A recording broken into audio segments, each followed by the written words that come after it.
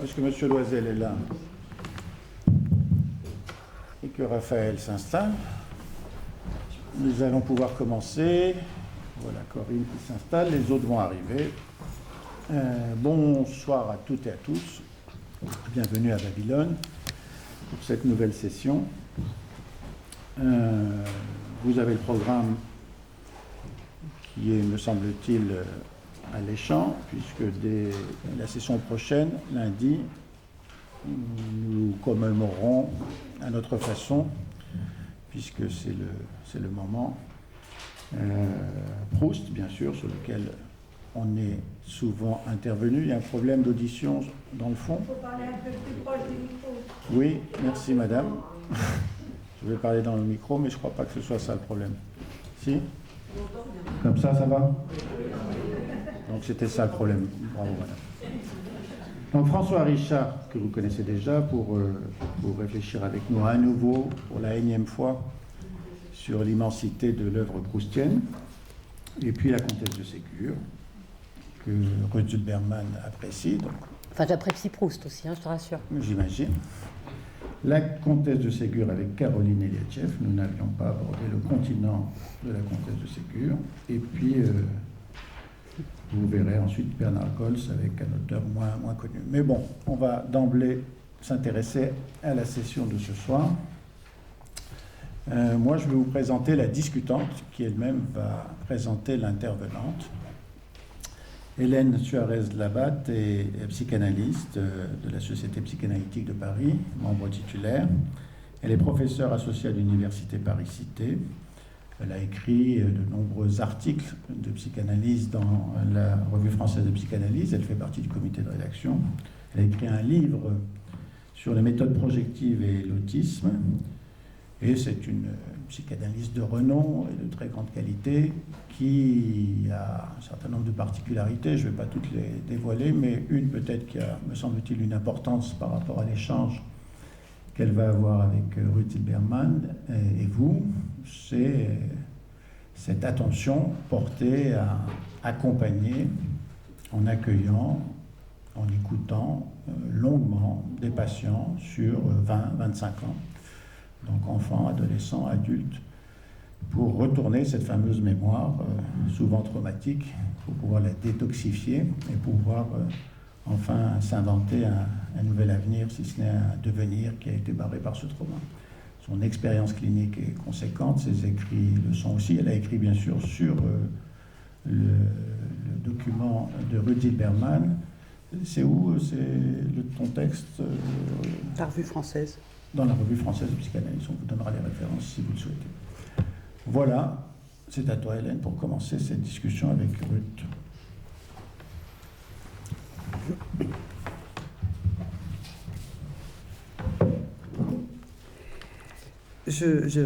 Bonsoir à tous. Je remercie Maurice Corcos pour son invitation dans son séminaire Babylone pour échanger avec vous, Ruth Zilberman, autour de votre double travail de mémoire et de culture que vous avez initié par les récits et les films que vous avez réalisés. Alors, puisque Maurice m'a demandé de vous présenter, vous êtes cinéaste et écrivaine. Vous avez réalisé de nombreux films, publié un roman en 2015, La direction de l'absent, aux éditions Christian Bourgeois. Et la projection sur Arte en juin 2018 de votre film, en tout cas c'est cette date que j'ai, peut-être il est paru plus tôt. Enfin, j'ai vu en cherchant que c'était 2017 peut-être, mais en tout cas moi, le souvenir que j'en ai c'est juin 2018. Votre film donc Les enfants du 209 rue Saint-Maur, Paris 10e, a obtenu de nombreux prix. Et un prolongement de ce film a donné lieu à un ouvrage qui est aussi passionnant autrement. 209 rue Saint-Maur, Paris 10e, autobiographie d'un immeuble, paru donc en 2020 aux éditions du Seuil, Arte Éditions. Et ce sous-titre évoque l'histoire de ce lieu qui fut un refuge et un piège pour les familles et leurs enfants durant l'occupation allemande. Alors, Ruth Silberman, vous arpentez les rues de Paris depuis de longues années. Telle une archéologue, une archiviste des lieux, vous scrutez les façades des immeubles à la recherche de visages figés dans la pierre. Et votre interprétation des formes architecturales est guidée par le regard que vous portez sur l'esthétique des immeubles, la matière de leurs façades, leurs fenêtres, leurs balcons ouvragés, leurs portes cochères, qui ouvrent sur les cours et les jardins intérieurs, autant de projections, alors on pourra en discuter, de ce que j'ai appelé du moi corporel qui abrite les expressions de l'action de la forme, comme Laurence Kahn l'a développé. Et c'est donc à partir d'une carte éditée par Serge Karsfeld et un géographe, Jean-Luc Pinol, qui a recensé donc tous les enfants déportés de Paris entre 1942 et 1944. Vous avez exploré les rues du nord de Paris, où les points rouges agglutinés signalent les lieux de rafle vers la déportation. Et donc au 209 rue Saint-Maur, la couleur bleue de la porte cochère d'un immeuble ordinaire a attiré votre attention. La porte s'ouvre sous une voûte et laisse entrevoir une cour pavée. On aura d'ailleurs son sens à la fin du film, autour de laquelle se dressent 4 façades en carré. Et votre fil d'Ariane va vous conduire vers la recherche, la rencontre et les récits des enfants survivants de la rafle du Veldiv, 16 et 17 juillet 1942, des enfants qui habitaient au 209, rue Saint-Maur, Paris 10e, et puis aussi les adultes. Cet immeuble a abrité les cris et chuchotements des familles juives venues pour la plupart trouver refuge dans cet habitat, dans la ville qui s'est révélée un piège. Donc voilà une brève présentation de vos travaux autour des traces traumatiques des époques sombres, très sombres de notre histoire.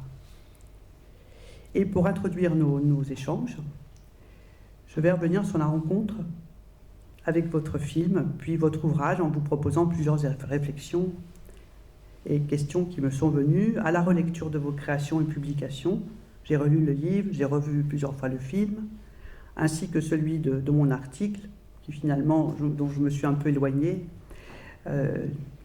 qui se nomme donc Les Archives intérieures, 209 rue Saint-Maur, et qui est paru donc dans la Revue française de psychanalyse en 2021. Donc je propose de continuer au niveau du préambule, et puis on pourra peut-être parler après. Et donc en préambule, c'est le comité de la Revue française de psychanalyse et le travail de culture.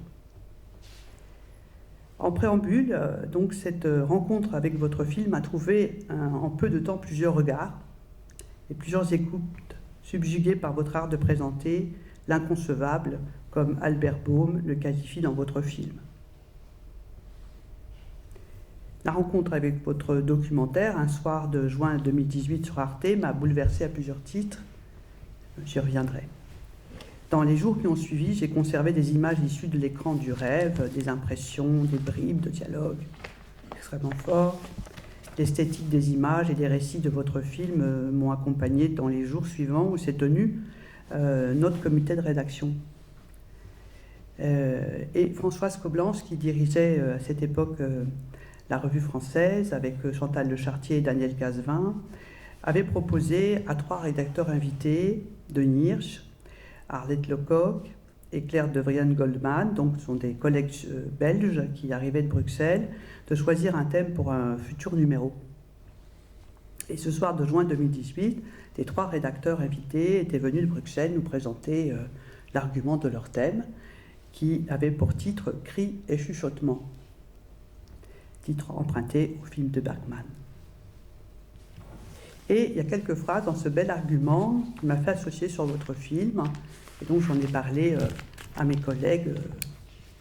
Et donc les quelques phrases, les voici. « Au-delà de ce destin de l'homme nu, les cris et chuchotements sont également les échos des crimes de masse, des génocides, des massacres ethniques, des attentats suicides où la mort frappe à l'aveugle. Les cris et les hurlements des victimes ou de leurs proches témoignent d'un empêchement traumatique de la parole humaine face à l'effroi et à la douleur d'une violence collective. Les processus de déshumanisation sont d'autant plus à l'œuvre que les victimes sont frappées de stupeur et de honte. Un cri, un chuchotement est parfois le premier signe d'une restitution de sa propre humanité. Chez les descendants de ces victimes, les cris et chuchotements peuvent apparaître comme des indices de l'indicible, vécus et transmis par les générations antérieures en quête d'espace pour leur donner sens. Quant aux cris d'autrui, ils peuvent éveiller chez un sujet, grâce à une activité mnémonique, le souvenir douloureux de ses propres cris. Donc, à la lecture de ce passage, j'ai fait part au comité de votre film que j'avais vu quelques jours auparavant. Et les 3 rédacteurs ont été intéressés par le récit que j'en ai fait. Ils m'ont encouragé à présenter un article à partir de votre documentaire. Françoise Coblence fut également très touchée par votre recherche et votre détermination, leur mise en image et leur mise en récit. Elle a présenté en novembre 2019, lors d'un colloque de la SPP, un de ses derniers textes, Le trauma transmis, un corps étranger, où elle revient sur l'histoire de Henri. Elle avait été subjuguée par Henri. Et on en avait parlé longuement par rapport justement à sa façon de Henri de pouvoir retrouver de façon concrète, parce que là où il avait vécu et là où ses parents avaient vécu. Elle s'était appuyée dans son texte sur les écrits de Ilse Grubich-Simitis, qui disait qu'un événement traumatique qui n'est pas encore métabolisable psychiquement, pas encore intégrable, doit nécessairement, tel un corps étranger, non symbolisé, être totalement isolé dans le tissu psychique, dissocié, séparé des autres contenus psychiques. La conséquence est une profonde déréalisation du secteur du trauma. Et avec Françoise Coblence, nous avions ébauché le projet de vous rencontrer. Mais le Covid est arrivé, puis Françoise nous a quittés il y a 1 an. Elle demeure parmi nous malgré son absence. Elle m'a accompagnée en préparant la discussion pour ce soir. Voilà en quelques mots le contexte de mes intérêts pluriels et de ceux de mes collègues et amis du comité de la Revue française pour votre travail de culture et de mémoire. Contexte qui m'a permis de réfléchir à partir de votre film aux archives intérieures en chacun de nous. Et comment vous avez réveillé chez chacun d'entre nous ce travail de culture qui ne nous quitte pas, certes, mais qui a trouvé de nouvelles figurations, de nouvelles traductions avec vos interprétations, vos créations, pour accompagner les récits des survivants, ainsi que de reconstituer des liens pour les archives intérieures de chacun des survivants. Alors ma première question va porter sur le lieu et le cadre spatio-temporel. En retrouvant votre film et les impressions qui me sont demeurées énigmatiques, notamment concernant votre mode de présentation des représentations spatiales, notamment celles relatives aussi aux médiations que vous utilisez comme enveloppe, comme protection psychique pour retrouver 2 mondes d'hier. Celui de l'expérience désymbolisante de la déportation, mais celui aussi des points de départ comme Freud aimait les signifier, c'est-à-dire retrouver le monde d'avant le traumatisme. En fait, un travail d'après-coup, en plusieurs étapes, entre l'horreur et la terreur. Il y a l'écart, comme le rappelle Laurence Kahn, la différence entre le dedans et le dehors, avant le traumatisme.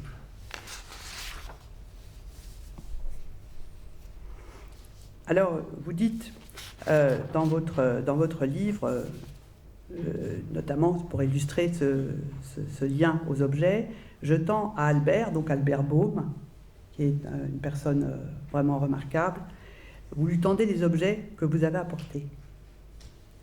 Et je filme, vous dites, sa main habile d'ouvrier qui se saisit des lits. Il a d'ailleurs une pince pouce-index remarquable. Et je me suis dit, il a dû avoir des premières relations d'objets extrêmement extraordinaires parce que la façon dont il se saisit très délicatement rend compte aussi de sa construction primitive. Et donc, il se saisit des lits, du petit évier en briques de céramique, de l'horloge minuscule. Enfin, vous lui avez apporté un monde miniature. Et il place les chaises, il se prenant au jeu sur le plan dessiné de petits appartements où tout est replacé comme avant. Et vous ajoutez, les objets étayent le souvenir, canalisent par leur matérialité la souffrance de l'évocation. Puis vous lui donnez la machine Singer. La Singer, petite miniature, et il évoque sa mère et les confections des vêtements. Et je lui demandais le bruit de la machine à coudre inaltérable. Je dois vous dire que ma mère était couturière et j'ai été élevée dans un atelier de couturière. Donc la machine Singer m'a beaucoup parlé. Alors, la question serait, qu'est-ce qui vous a amené à présenter finalement aux survivants des objets miniatures, un monde miniature, des objets de leur passé, de dessiner les plans d'appartement, parce qu'il n'y a pas que les objets, il y a aussi tout l'ancrage que vous proposez à travers vos plans d'appartement, et en fait toute une série de figurations qui font émerger à la fois des symbolisations enfouies, celle de l'expression motrice de l'affect, et on le voit chez tout à chacun, et puis aussi celui d'avant le traumatisme, qui ressurgit finalement comme un bloc-notes magique, et Albert dit j'entends encore le bruit de la machine de ma mère. En fait, c'est une façon de retrouver peut-être son chez-soi. Première question, Ruth. Oui. Très bien, Maurice. Bonsoir d'abord, merci d'être venu ce soir, et je vais tenter de me faire comprendre, sachant que évidemment je vais parler dans ma langue, même si avec Maurice il m'a expliqué que finalement de façon intuitive j'avais développé au moins 7 concepts de psychanalyse, mais c'est comme le bourgeois gentilhomme, donc inutile de vous dire que moi je vais vous parler dans le langage qui est le mien, c'est-à-dire pas nécessairement un langage très informé. Mais je vais tenter de vous répondre au mieux. Alors, déjà, avant d'en arriver aux objets, si vous le permettez, je vais peut-être revenir un tout petit peu en arrière pour expliquer quand même cette histoire du motif de la ville et du motif de l'immeuble, qui sont, comme vous l'avez dit, alors là, je vais faire psychanalyste un peu foireuse, mais qui sont vraiment des contenants, on va dire. Et je vais d'abord tout simplement dire quelque chose devant votre auguste assemblée, ça me semble la moindre des choses, c'est que c'est évidemment mon livre par exemple s'intitule Autobiographie d'un immeuble, il fait référence à ce très bel ouvrage que certains d'entre vous ont dû lire, Autobiographie de mon père de Pierre Pachet.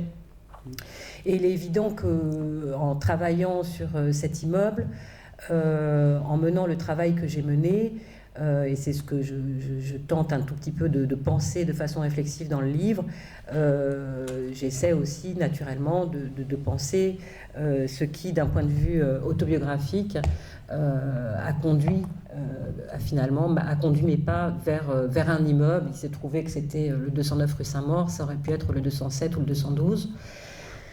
Donc, comme je m'en explique dans le livre, il se trouve évidemment que mes parents ont eu fort à souffrir de la guerre et que mon enfance a été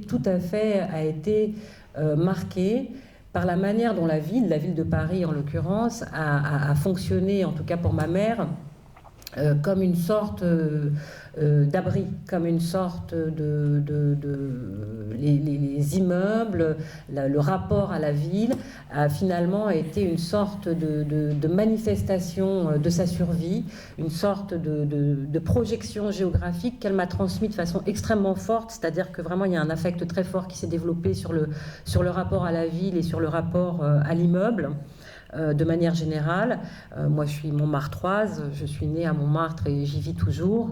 Et la question finalement de l'enracinement dans la ville a été un motif absolument crucial et qui était évidemment qui jouait ces deux on va dire ces deux mélodies concurrentes de la permanence et de l'impermanence. Et ça c'est quelque chose dont je dirais que à quoi j'ai été vraiment abreuvée et que finalement en grandissant, en devenant en tâchant d'écrire, en tâchant de filmer, c'est quelque chose qui a été extrêmement central pour moi.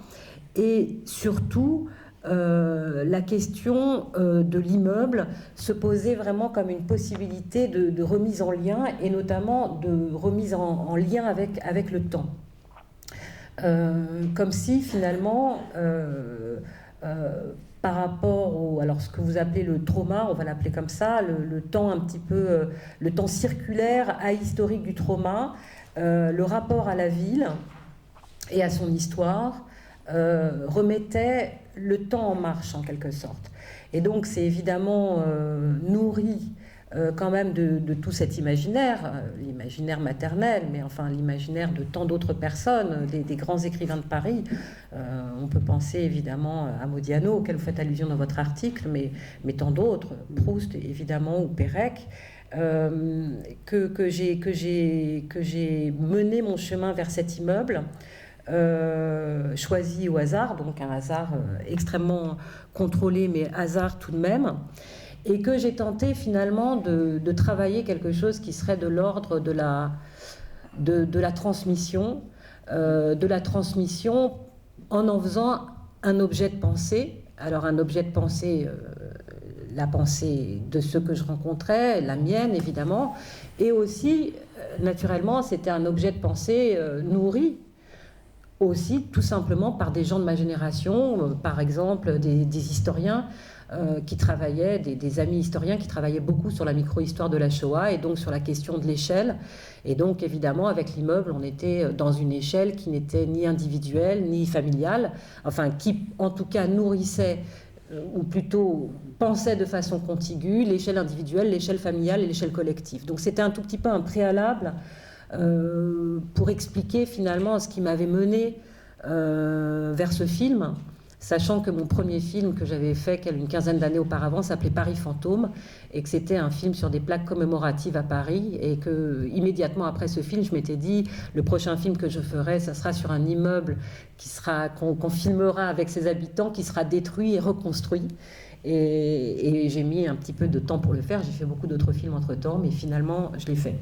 Alors, pour revenir à votre question des objets, tout simplement, ça m'est venu d'abord parce que je me disais, je vais rencontrer des gens qui ne sont pas au 209 rue Saint-Maur. Très vite, je me suis aperçue qu'aucun des locataires dont il était question n'habitait plus au 209 rue Saint-Maur. Très vite, j'ai compris que finalement, il y avait une sorte de force qui les avait poussés hors du 209 rue Saint-Maur. Ils se retrouvaient en province, à l'étranger, etc. Et donc, tout simplement, matériellement, il me fallait une sorte d'immeuble ambulant. D'immeuble à la fois imaginaire, mais d'immeubles très matériels que je pourrais transporter au cours des tournages et soumettre finalement aux gens que j'allais rencontrer. Donc c'est ce qui a nourri finalement cette pensée des petits objets, maisons de poupées, etc. Sans compter évidemment que je savais que j'allais rencontrer des personnes quand même assez âgées et que j'allais les interroger sur le temps de leur enfance, et que donc travailler avec finalement des objets de l'enfance me semblait pas complètement à côté de la plaque.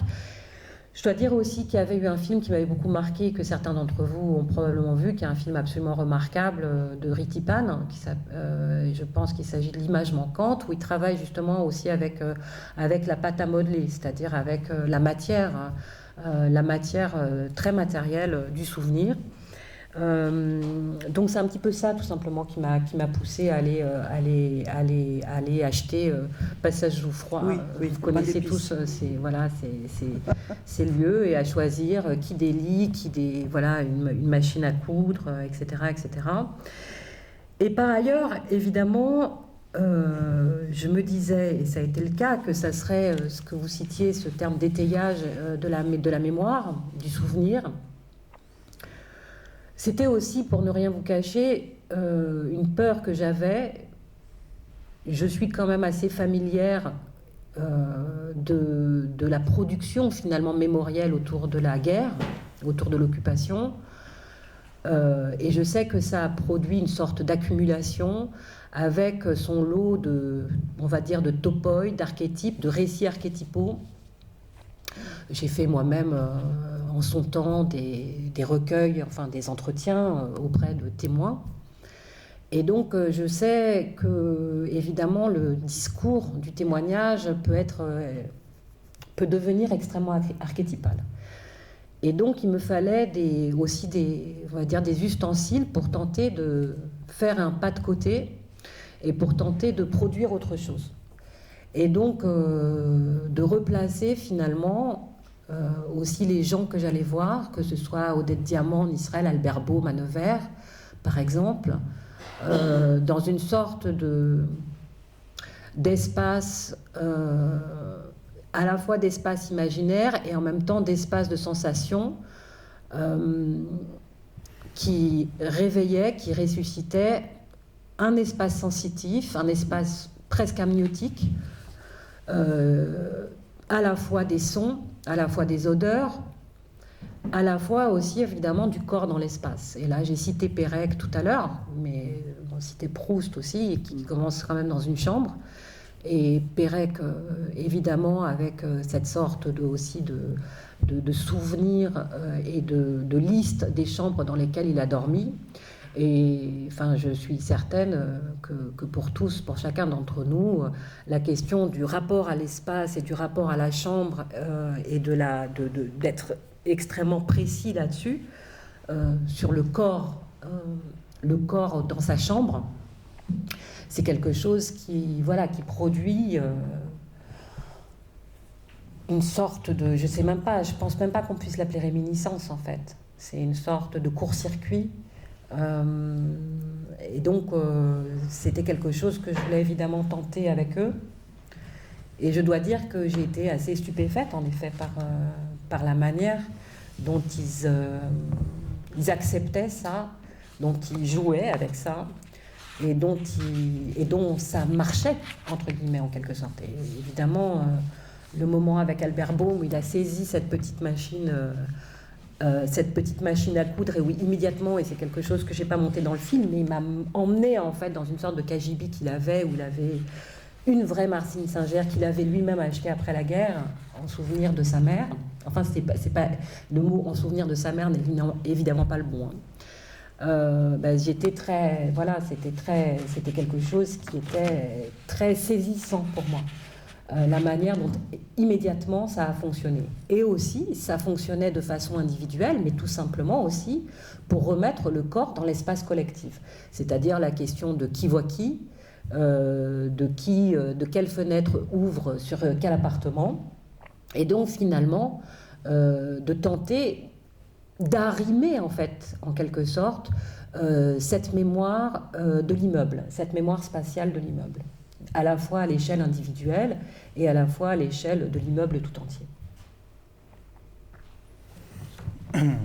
Alors juste on va procéder comme ça, si vous voulez bien.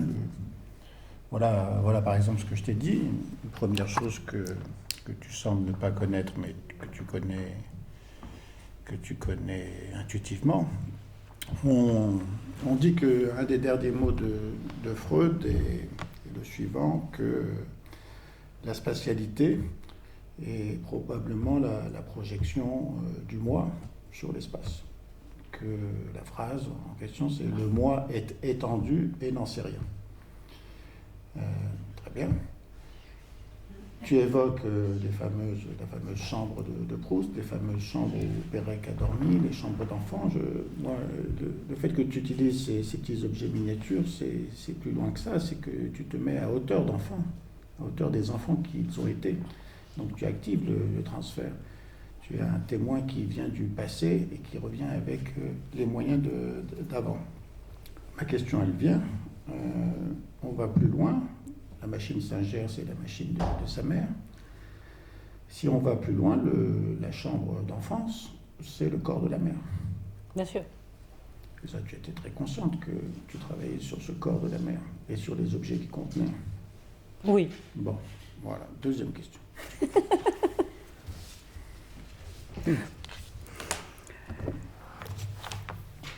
Alors, d'ailleurs, dans votre livre, vous parlez du souvenir des lieux de jeux de transformation. Et vous citez d'ailleurs Les vacances de la comtesse de Ségur. Effectivement, c'est un livre, enfin moi, c'était le livre que j'ai lu et relu je ne sais combien de fois, et qui me faisait rêver, effectivement, parce que c'était aussi un monde miniature qui signait aussi une certaine intégration dans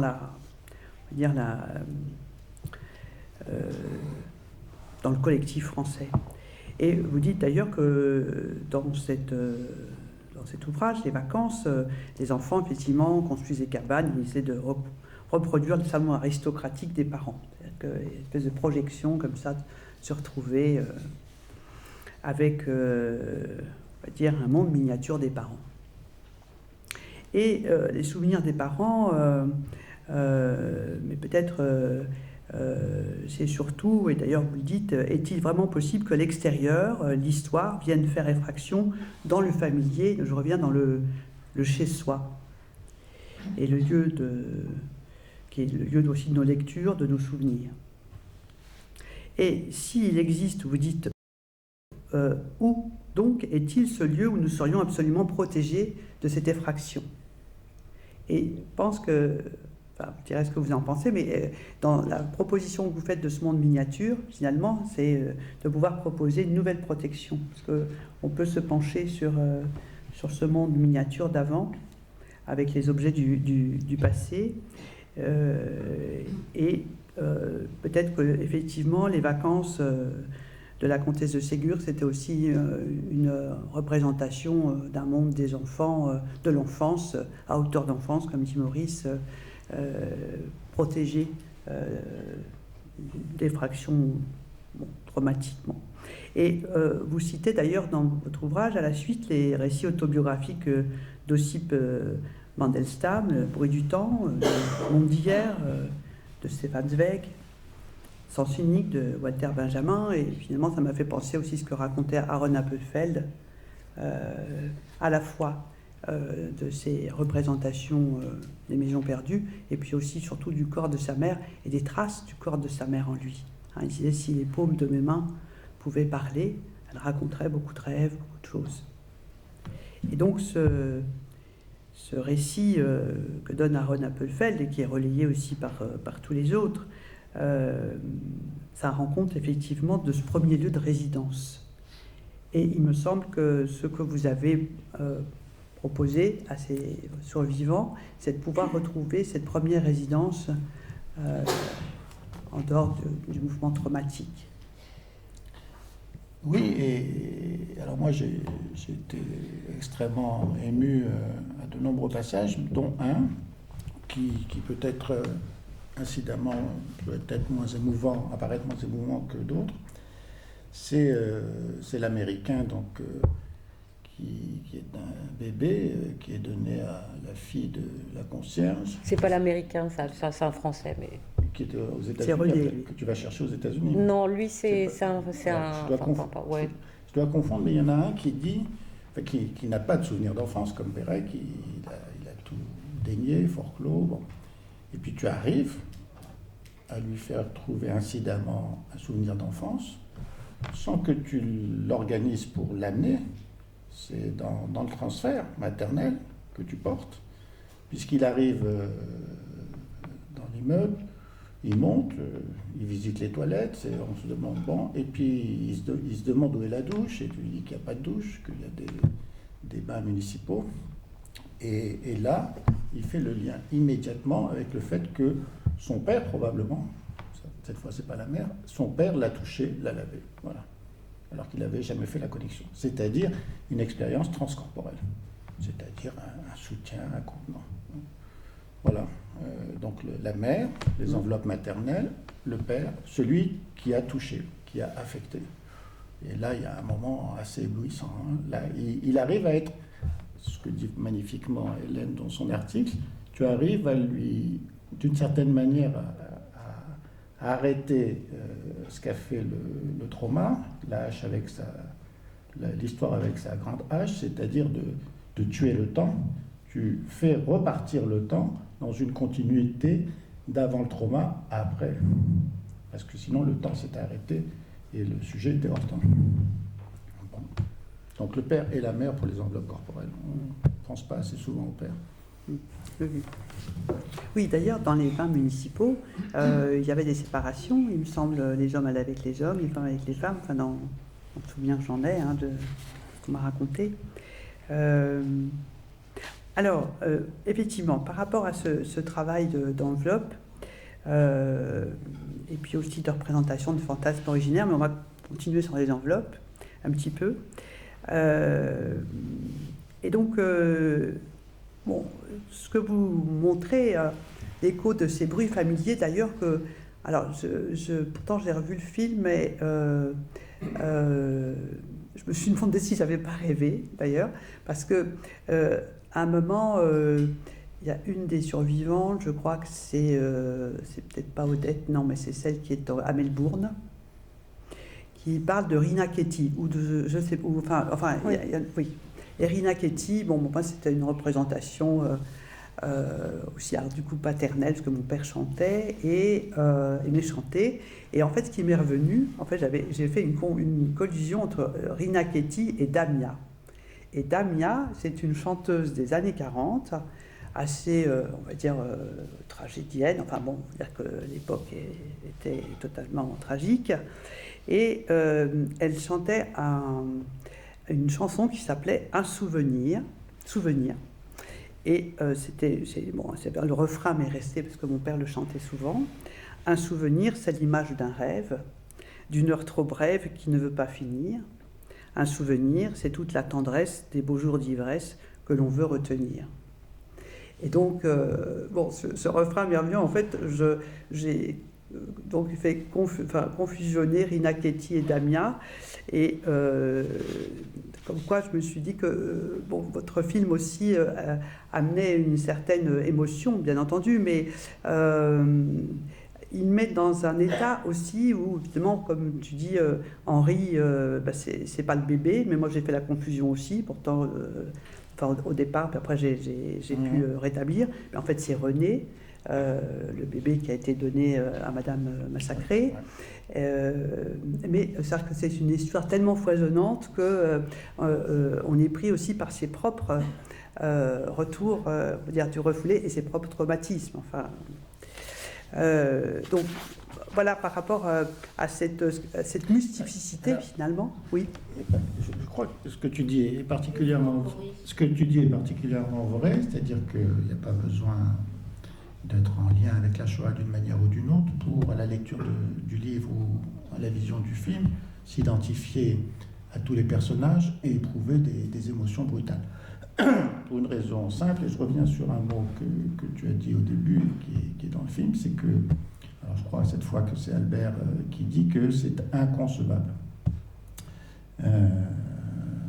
C'est-à-dire qu'il ne pourrait le concevoir. Et puis après, il dit c'est inimaginable, ce qui n'est pas la même chose. Et il dit je me souviens, il ne dit pas je me souviens de rien, je me souviens rien. Bon. Ce qui est de se souvenir de quelque chose, c'est-à-dire le rien, le blanc qui vient ici effacer le noir. Qu'est-ce qui est inconcevable? Il le dit lui, et ils le disent tous à tout moment, et ça nous touche tous, c'est pour ça qu'on s'identifie. Ce qui est inconcevable, c'est la séparation d'une mère avec son enfant. C'est ça qui est inconcevable. Il y en a un qui dit, elle est partie, elle a laissé 3 enfants. Lui qui a vécu le trauma de balancer les enfants dans le ventre des wagons, et de ne plus après pouvoir tenir aucun enfant. Et cette brutalité avec laquelle ils ont séparé. Donc cette dimension-là, évidemment, extrêmement intense, massive, brutale, dans le contexte de la Shoah, nous l'avons tous vécu peu ou prou, la question de la séparation. Et il le dit, je me suis trouvé seul. On s'est trouvé séparés, je me suis retrouvé seul. Voilà. Ça, c'est vrai pour tout le monde, c'est l'angoisse majeure d'une séparation brutale. C'est le fameux livre nous n'avons pas pu leur dire au revoir. Il y a un très joli livre sur cette question, de ne pas pouvoir dire adieu. Et une des choses exceptionnelles que tu fais, c'est que des lettres du passé reviennent, qui leur donnent un message venu de l'au-delà pour leur dire adieu. Voilà. Et là, ça rétablit encore la continuité. Donc la question de la séparation brutale, mère-enfant, avec le fait qu'on soit perdu, qu'on soit disparu, qu'on ne se retrouve pas, elle est vraie pour tout le monde. Et évidemment, elle touche à tous les niveaux tous ceux qui lisent ce livre ou qui qui voient ce film. Oui.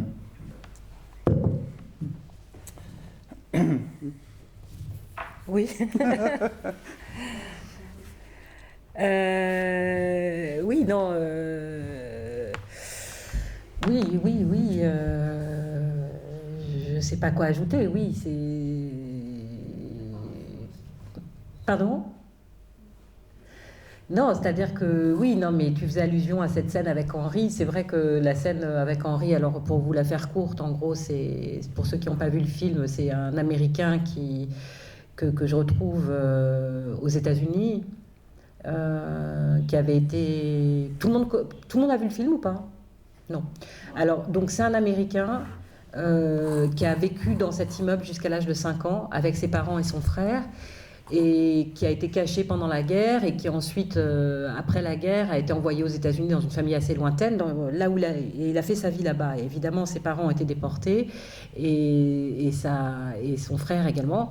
Et c'est vrai que au départ, il est très réticent à me recevoir. Et d'ailleurs, ça pose évidemment une question dont je crois. J'étais un tout petit peu pleine pendant tout le film, c'est-à-dire que je me suis rapidement rendu compte, et tu parlais tout à l'heure du transfert, je ne le formulais pas comme ça, mais en tout cas du pouvoir, du grand pouvoir que j'avais, presque démiurgique, puisque évidemment j'arrivais moi avec une série d'archives, une série face à cette histoire extrêmement lacunaire, même pas lacunaire, une histoire presque réduite à néant, et que j'arrivais avec une forme de savoir, et la question c'était qu'est-ce que je fais avec ça, parce que j'avais bien conscience de la violence finalement d'arriver avec ce savoir-là. Et donc quand je vais le voir aux États-Unis, en effet, il refuse finalement. Et puis, la scène est très, très impressionnante parce qu'on voit qu'au départ, il refuse que je lui montre des choses, il refuse d'en savoir plus, il ne veut pas voir les papiers. Et finalement, il y a vraiment un effet il s'approche, et finalement, il vient regarder. Et non seulement il est venu regarder quand j'ai été dans l'État de New York, mais finalement, il est venu au 209 rue Saint-Maur. Et finalement, en effet, il s'est produit cette scène, je dois dire, pour moi, qui était absolument sidérante quand ça s'est produit, c'est-à-dire qu'il y a eu c'était comme un sésame tout à coup, la question des bains-douches, et évidemment ça pour le coup je l'ai percuté immédiatement, que c'était la question du corps, et du corps touché par alors moi je le voyais par ses parents, je ne pensais pas particulièrement au père, mais il y a cet homme qui ne se souvenait de rien, qui le revendiquait et qui avait construit finalement sa vie évidemment sur ce déni. Et il y a tout à coup cette sorte je ne peux pas dire autre chose que d'afflorescence. Et c'était comme si moi, en le filmant, tout à coup, je voyais vraiment la trajectoire de quelque chose en train de survenir. J'imagine que c'est peut-être quelque chose qui vous est extrêmement familier en tant qu'analyste, je n'en sais rien. En tout cas, pour moi, c'était extrêmement fort, extrêmement bouleversant, et d'ailleurs ça a été fait dans une sorte de silence complètement surnaturel dans cette cage d'escalier. Enfin, c'était quelque chose de... je pense que c'est une des choses qui m'a le plus impressionnée à filmer lors de ce film. Et c'est vrai que peut-être qu'il m'avait investi d'un savoir, enfin c'est évident d'ailleurs, puisque après dans la cour, il commente et il se retourne tout à coup vers moi. Et la chose curieuse, c'est que ça, je ne m'en suis aperçue que très tard. C'est-à-dire, je ne l'ai même pas entendu quand on a tourné. Je ne l'ai aperçu que quand j'ai ce qu'on appelle dérushé, voilà, ce qu'on regarde, ce qu'on a tourné, mais un ou deux mois plus tard. Et il se retourne vers moi, il me dit, mais est-ce que mes parents ont été heureux ici? C'est-à-dire qu'il m'investit comme ça, c'est-à-dire que là, c'est même plus que je suis la démiurge en possession des archives, c'est que je suis une sorte de narratrice omnisciente qui peut même l'informer sur l'état d'esprit de ses parents. Donc c'était quelque chose à la fois de prodigieux et de prodigieusement angoissant, je dois dire. Et c'est vrai que j'ai navigué un petit peu à vue pendant tout le film, avec ces éléments de savoir que je tentais de donner de la façon la plus, je sais pas comment dire. La manière d'un analyste. Je ne sais pas. Que tu répètes sans cesse, peut-être, c'est une hypothèse. Ah oui, non, mais ça c'est sûr, c'est des hypothèses. Et c'est sûr. Quand il te demande est-ce que mes parents étaient heureux, tu ne réponds pas. Ah bah oui, non, mais ça, ouais, qui le pourrait? Mais tu contiens. Et tu intuites et tu hypothétises. Oui, bien sûr, bien sûr. Enfin, ça, je sais pas, je ne sais pas. Enfin, je me fais peut-être hein, là, je suis d'une fausse naïveté quand même, vous en doutez bien. Hein. Je joue un petit peu à la naïve au total, ce que je ne suis pas complètement. Mais c'est vrai que c'était ce savoir-là, c'était un savoir très perturbant. Alors, je pense que le fait que j'ai moi-même grandi quand même, entourée de personnes qui avaient traversé ces événements, me donnait malgré tout une forme de pas de tranquillité, mais c'était pas comme si j'avais peur de casser les gens et qu'ils étaient en sucre. C'est-à-dire que je savais qu'il y avait de la résistance. Je dirais pas de la résilience d'ailleurs, contrairement à certains, mais en tout cas de la résistance. C'est-à-dire je sais que on peut, il y a des choses à quoi on peut résister. Donc voilà, ça me donnait aussi une sorte de force quand même, je pense. Mais pour vous dire la vérité, c'est quelque chose que j'ai souvent évoqué quand je parle publiquement de ce film.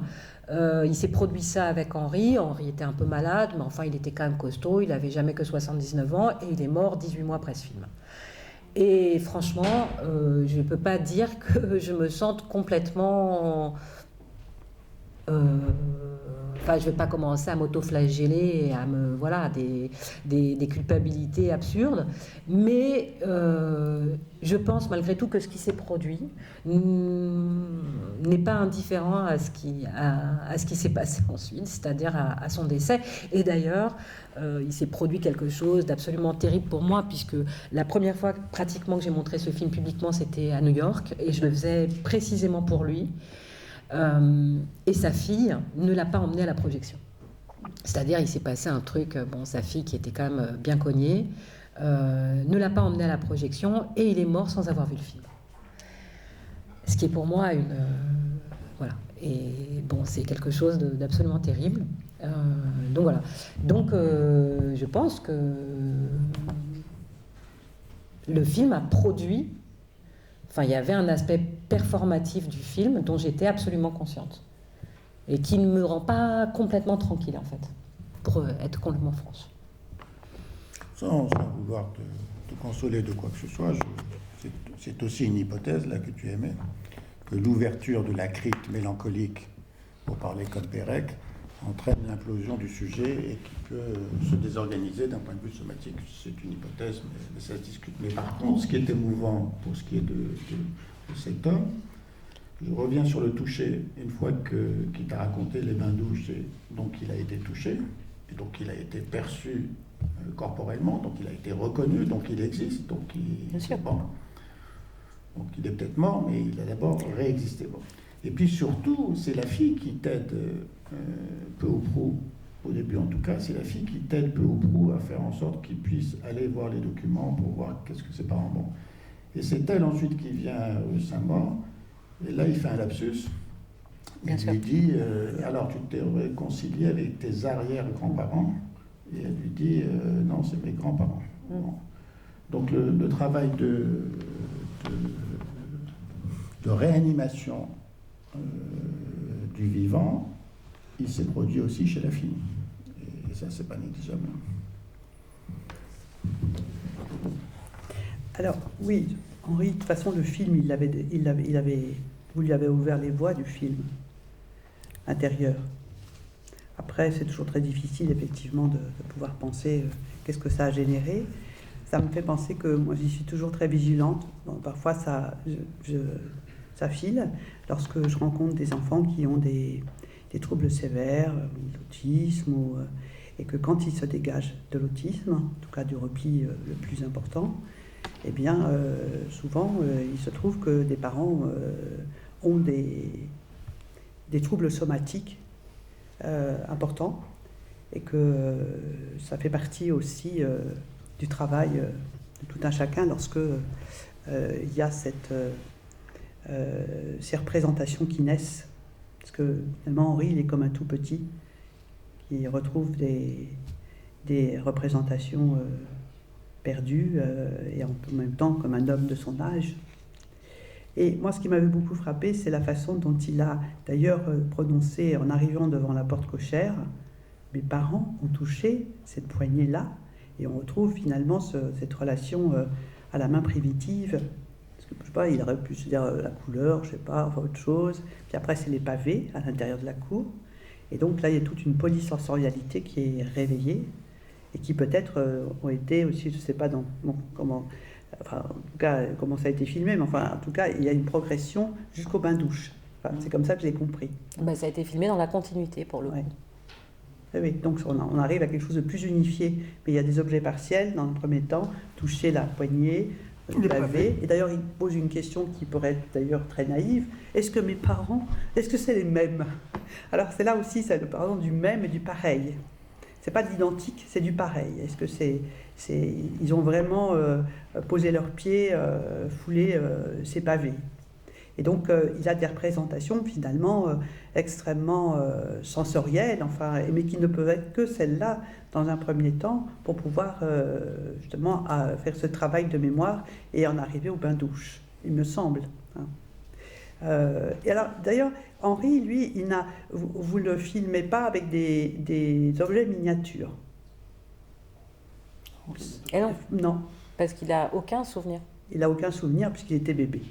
Non, pas du tout. Ah il non, à avait chaque fois, 5 je ans. confonds. Il Ah oui, avait je 5 reviens. ans, il avait Oui. 5-6 ans. Au contraire, Oui. ce qui est intéressant aussi, c'est que lui pense Qu'il était plus lui pense qu'il était plus jeune. C'est-à-dire, c'est aussi Oui, ça, c'est ça qui est fou. fait, C'est-à-dire que, au fond, je refais sa chronologie pour lui. Il lui était persuadé qu'il avait été caché à l'âge de 2-3 ans, et en réalité, non, il avait presque 6 ans, je pense, quand il a été caché. Ce qui veut dire qu'un enfant de 6 ans, 5-6 ans, c'est quand même autre chose qu'un tout petit de 2 ans.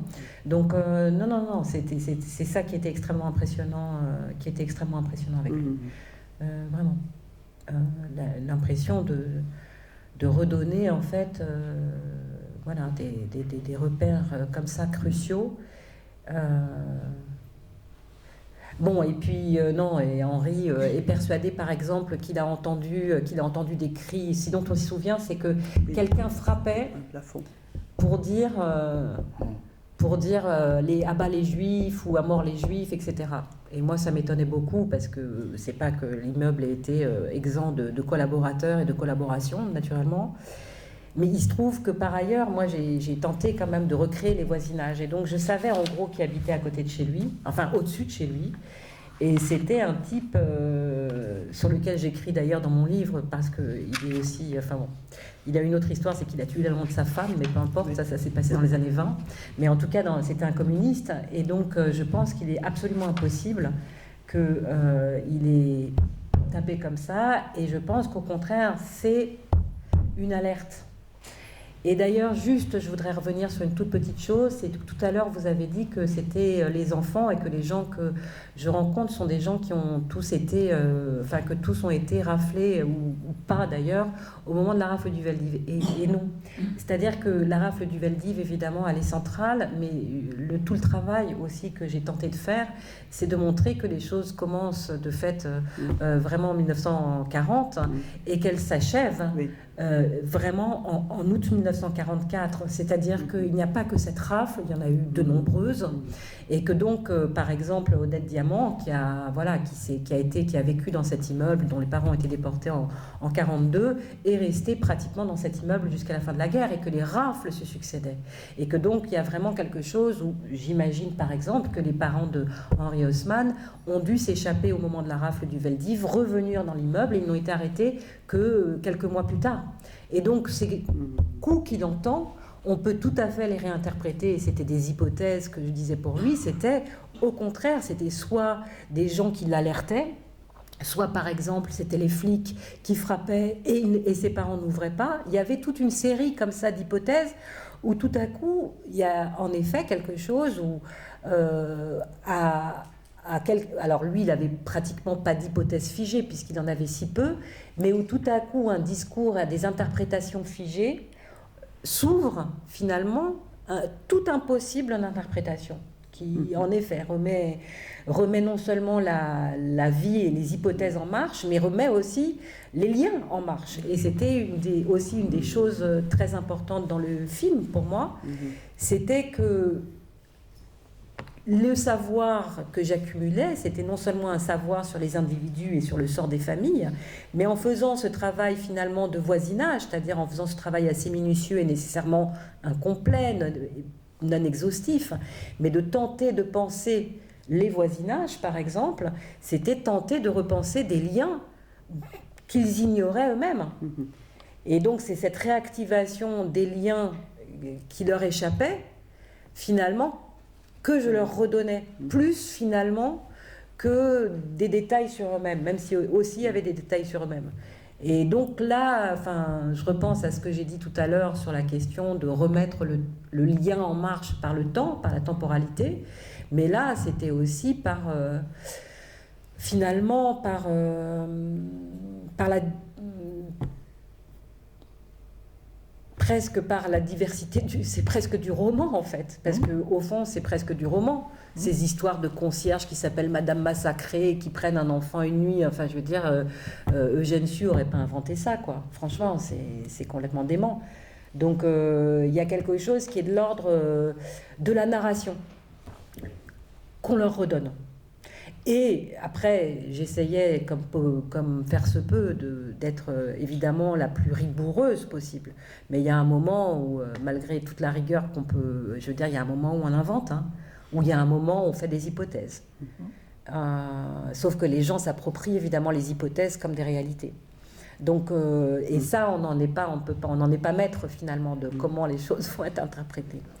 Mais en tout cas, ça, je l'ai senti extrêmement fort. Et par exemple, dans la dernière séquence qui clôt le film, où les gens, où je convoque finalement une sorte, je sais pas, de réunion de copropriété des fantômes, en fait. Hein.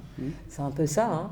C'est-à-dire où tous les locataires viennent avec les locataires d'aujourd'hui, les locataires d'hier, etc. Et les présences, moi, que j'ai senties extrêmement fort. Hein. Bon, ça, c'est sûr que je crois aux fantômes, mais je peux vous dire qu'ils étaient là ce jour-là, ça ne fait pas un doute. Et donc, pour moi, c'était pas tant finalement la question du pèlerinage sur le lieu, mais c'était finalement réactualiser, faire vivre ces liens qui avaient émergé tout au long de l'enquête. C'est-à-dire la petite fille de la concierge, c'est-à-dire les enfants Goldstein, les enfants qui ont été... Enfin bon, pardon, je ne vais pas repartir dans les histoires de chacun, mais qui ont été sauvés par une dame dont les petits-enfants étaient là, enfin bref, et dont des lettres témoignaient, enfin bref, tout un tas de choses finalement, de bornes comme ça, de bornes narratives qui pouvaient s'échanger. Et d'ailleurs, je dois dire qu'après le film, il m'est arrivé des choses délirantes, c'est-à-dire que puisqu'ils s'étaient rencontrés, alors il m'appelait comme ça en pleine rue, c'est quelque chose que je raconte dans le livre, où la femme de Melbourne avait rencontré quelqu'un qui était aussi à Melbourne et qui était de la famille d'Odette Diamant, enfin bon bref, et tout ce petit monde comme ça se skypait, se zoomait de Melbourne à Israël, à Paris, et il m'appelait finalement sur le téléphone, enfin c'était, je veux dire, en plus évidemment ça trouve une matière à se faire avec toutes les nouvelles technologies, quoi. Voilà. Ce que je disais au début de ce que tu fais sans apparemment le savoir tout en le sachant, c'est une des fonctions de l'analyste, en particulier dans les prises en charge des patients qui ont été impactés, fractés par un trauma majeur, c'est de leur permettre une mise en récit d'eux-mêmes et de leur proposer hypothétiquement de l'imaginaire pour résister à la réalité. Bon. Oui, j'ai une mère quand même. Hein. Je propose des récits, hein, parce qu'il faut passer des cris au chuchotement. Il faut passer à autre chose, tout en préservant les cris au chuchotement. Et c'est tout ça, c'est finalement cette tension entre la narration et le cri et chuchotement, finalement. C'est-à-dire comment préserver, tenter d'être fidèle aux deux. Enfin, j'imagine.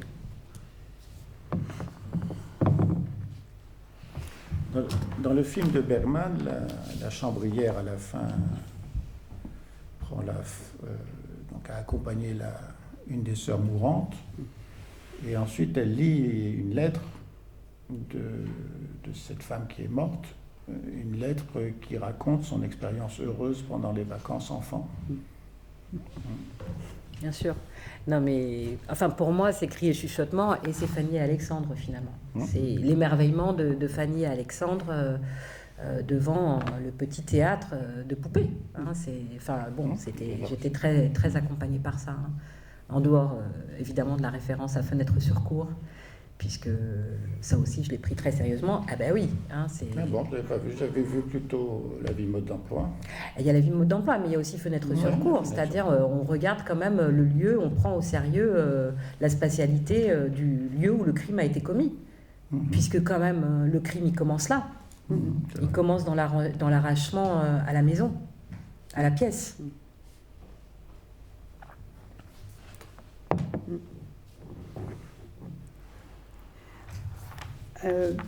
Peut-être on... Préparez vos questions. Hein. Oui. Il y a un survivant de l'immeuble que vous avez interviewé et qui, lui, est âgé de 18 mois. C'est-à-dire que ça pensait aussi aux représentations qu'il a retrouvées vers l'âge de 9-10 ans. Il dit « j'ai une rêverie éveillée ». Et dans le film, il arpente le parquet du couloir de l'escalier où sa famille habitait. Et tout ça est resté très sonore. On entendait tout, dit-il. Les pas sur les boiseries s'entendaient fort. C'est-à-dire qu'il y a une espèce de sensorialité autour du bruit. Et il se souvient de leur logement, des portes des voisins, et il dit, vers l'âge de 9-10 ans, j'ai fait un rêve éveillé. Je dis à ma mère, dis-moi, une fois, là, j'étais dans mon lit au 209 rue Saint-Maur, mon petit lit était près de la fenêtre. On a frappé à la porte et vous n'avez pas ouvert. Ma mère était un peu interloquée, un peu secouée d'ailleurs, parce que je lui disais, et puis je lui dis, j'étais dans votre lit. Ma mère, qu'est-ce qu'elle a fait? Eh bien, quand les coups ont été frappés dans la porte, elle est allée me chercher dans mon petit lit, elle m'a pris avec elle dans le lit, et paraît-il, elle m'a mis un bonbon dans la bouche. À un moment donné, ma mère a dit, ils sont partis. Et mon père a dit, eh bien maintenant on fout le camp. Ça, je me souviens des mots de mon père.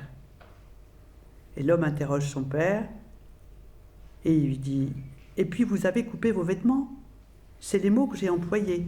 En fait, ça rappelait quoi à mon père? C'est qu'ils ont effectivement découpé avec des ciseaux et décousu les étoiles jaunes pour pouvoir pas sortir. Alors on peut penser ce rêve éveillé très fort, hein, comme une expression d'un mouvement comme ça, qui préconscient, qui ressurgit et qui revient comme des traces de souvenirs couverture, qu'il a conservé finalement très perceptivement aussi, par rapport au bruit, et éprouvé par le bébé qu'il était, et réélaboré justement inlassablement et par le jeune garçon, parce que là il le réélabore aussi d'une autre façon. C'est un homme d'une, je sais pas, il a soixantaine d'années. Non, il faisait jeune. Il est mort maintenant, mais il avait 70 ans, je pense. 70 ans, oui, c'est vrai que soixantaine, il n'aurait pas pu vivre. Mais vraiment, en tout cas, il avait une allure assez juvénile par rapport à son âge. Et donc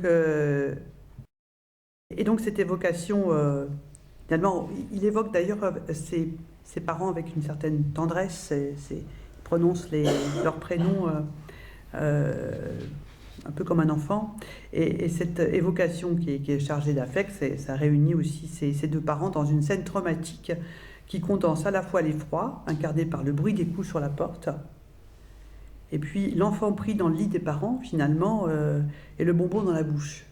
C'est-à-dire qu'il y a comme une espèce de gratification d'être dans le lit des parents, et la violence de la scène primitive, là, elle est projetée sur les coups sur la porte, qu'on peut assimiler à des cris dont la mère protège son enfant, donnant une source de satisfaction orale au bébé. Et la représentation des enveloppes découpées dans l'après-coup de la scène traumatique, à travers le souvenir des vêtements des parents mis en morceaux, c'est-à-dire que moi, ça m'a énormément frappé, la façon dont il pouvait penser la découpe des vêtements, l'attaque des enveloppes qui revenaient dans l'après-coup, après les coups portés sur la porte. Et donc, ce qui m'est venu finalement, c'est que la représentation de ces enveloppes découpées dans l'après-coup, donc de la scène traumatique... Des étoiles découpées, hein. Des étoiles, oui, mais lui, il parle il pensait que c'était les vêtements. Et les parents lui disent, non, ce sont les étoiles. Et finalement, je me suis dit que ça faisait peut-être ressurgir le traumatisme du collectif, certes, et puis l'effet aussi de l'idéal du moi des parents réinvestis. C'est-à-dire qu'ils vont découdre la forme du tyran, l'étoile jaune. Et ça, c'est très très fort, je trouve, parce que c'est une résistance en disant on n'en veut plus, parce que sinon on va à la mort. Et donc le fantasme originaire me semble là très organisateur. Enfin, et ce que disait d'ailleurs André Green, là où la pensée philosophique cherchait ses marques, chez Aristote, chez Kant, dans les hautes sphères de la pensée, Freud ramène la question au niveau du sous-sol. D'ailleurs, dans le livre Ce que le nazisme a fait à la psychanalyse, Laurence Kahn, dans son dernier chapitre, parle de sous-sol des mots. Et donc, le codage du fantasme originaire et sexuel, bien entendu, est seul capable de marquer les événements d'une vie et de les réactualiser à travers l'expérience individuelle. Et je trouve que cet homme, il a un témoignage assez fantastique par rapport, bon, certes, dans cette scène traumatique, mais comment il arrive à rassembler les parents et en même temps à pouvoir les imaginer, enfin, dans ce rêve éveillé, découper, enfin, avoir un geste assez violent, finalement, assez sadique, à découper des vêtements. Et en fait, c'est effectivement la forme du tyran qui est retirée. Alors, ma question par rapport à en partant de ce souvenir de cet homme et de ce qu'il a élaboré au fil de sa vie centrée sur les liens du couple, c'est est-ce que, alors bon, vous avez en même temps répondu déjà un petit peu, mais au cours de vos interviews, est-ce que vous avez été frappé par ces mouvements justement relatifs au fantasme originaire de scènes primitives reliées aux parents et qui reviennent inlassablement et qui sont en même temps des réservoirs psychiques? Bon, je ne suis pas sûre de tout comprendre exactement, mais je vais essayer de vous répondre quand même. C'est-à-dire, oui, le rêve de Charles Elver, il était fou, quoi. Il faut dire que quand il est revenu après la guerre, en fait, lui a été caché tout seul. Et quand ils sont revenus après la guerre, ils sont revenus dans la même chambre. C'est-à-dire que là où il a le rêve éveillé, c'est évidemment la chambre dans laquelle ils habitaient le 16 juillet 42, et ils en étaient partis le 16 juillet 42, c'est-à-dire que... merci de cette précision, parce que je me demandais comment il avait pu reconstituer... Oui, ils sont revenus dans le même appartement, en fait. Lui a été caché. Et alors, il y a un autre... je dois dire qu'il y a un moment où je me suis dit, oh là là, il faudrait peut-être que je parle à Maurice, par exemple. Il y a un autre homme un peu plus âgé, dont la mère lui avait été cachée à Créteil, et par là, et sa mère habitait au 209 rue Saint-Maur, et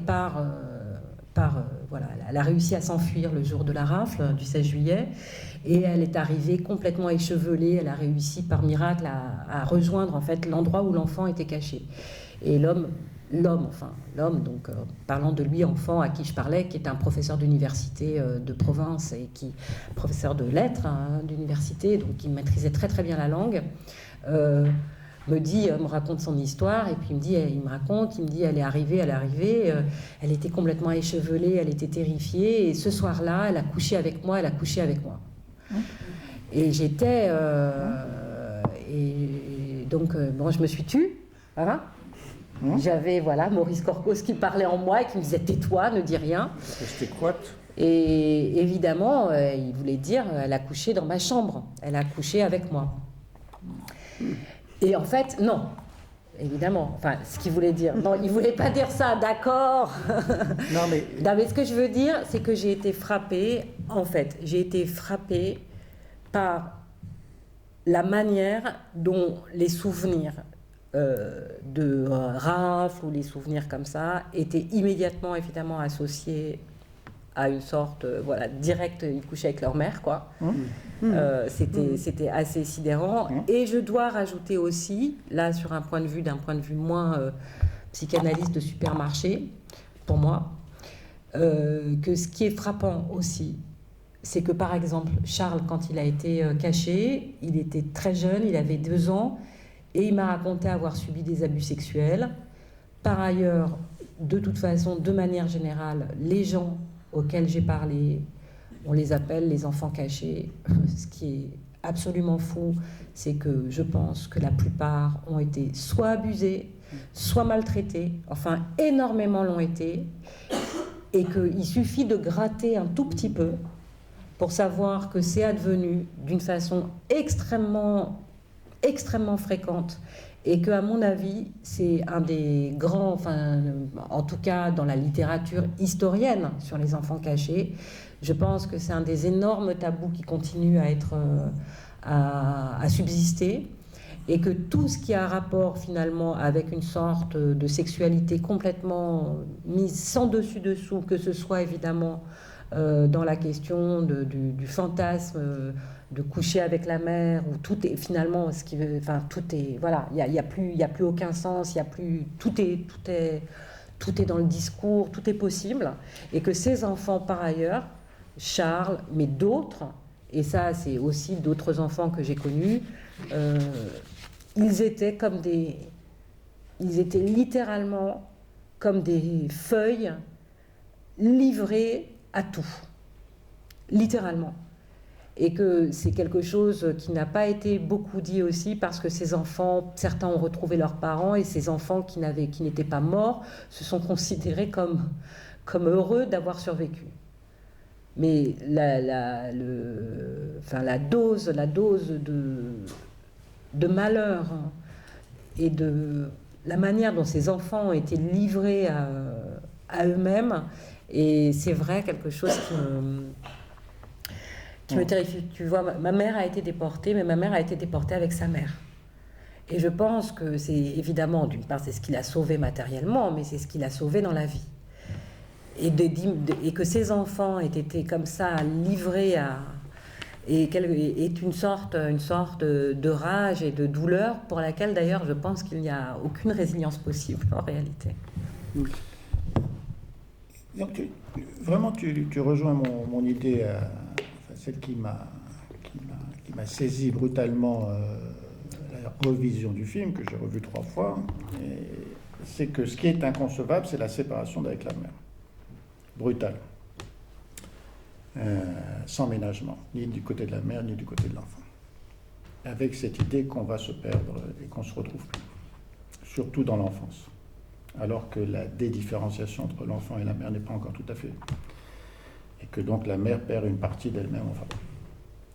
Et la resexualisation qu'on observe partout, dans ce rêve éveillé.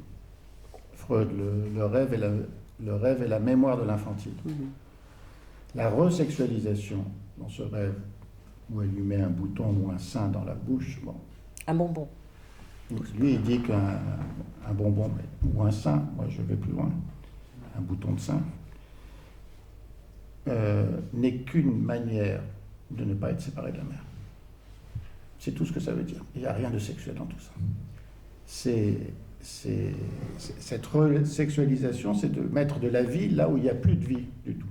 Chez Georges Perec, ça aboutit à ces fantasmes effarants qui l'ont traumatisé. C'est qu'il se retrouvait dans la chambre à gaz avec sa mère dans une scène d'un sadisme effarant et qu'il ne savait pas quoi faire de ça. Ça voulait dire simplement, je suis avec ma mère jusqu'au bout, au moment où elle va mourir, je ne suis pas séparé. La sexualité, c'est une façon de ne pas se séparer. Et l'inceste, c'est in secarre, non séparé. Il n'y a rien de sexuel là-dessus. C'est simplement remettre de la vie là où l'opératoire a coupé. Voilà. Mais évidemment, c'est effarant à éprouver, à vivre, bien sûr.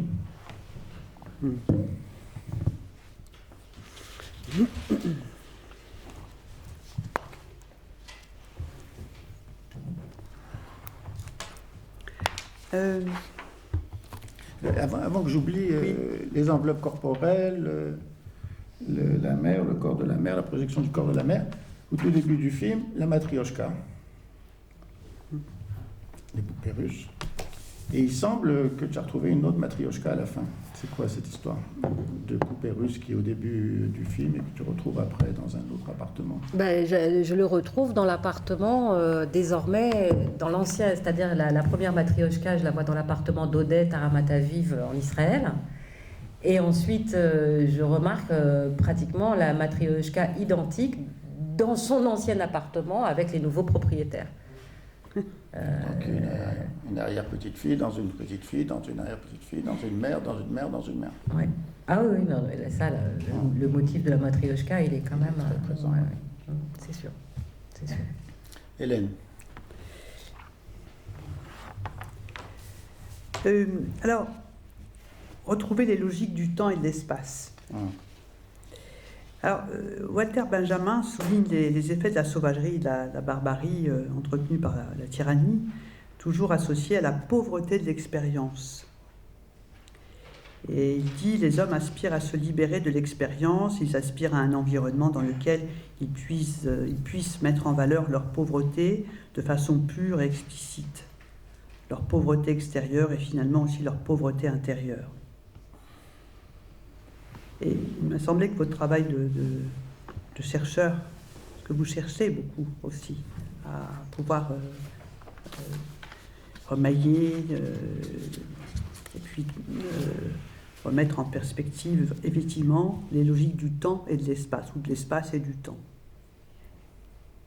Et que ce travail de chercheur a vraisemblablement, il me semble, permis de délivrer les survivants de cette pauvreté induite par la sauvagerie de la tyrannie. Bon, en tout cas, c'est une hypothèse. En retrouvant leurs souvenirs et les liens perdus. Et les visages effacés, voire non connus, inconnus. Alors, la question que j'aurais par rapport à ça, parce que d'une part, il y a cette séparation brutale, c'est un arrachement, en fait, des liens qui demeurent un élément traumatique, et qu'il m'a semblé que votre détermination, votre tact ont permis aussi de retrouver l'incarnation des liens dans l'espace et le temps.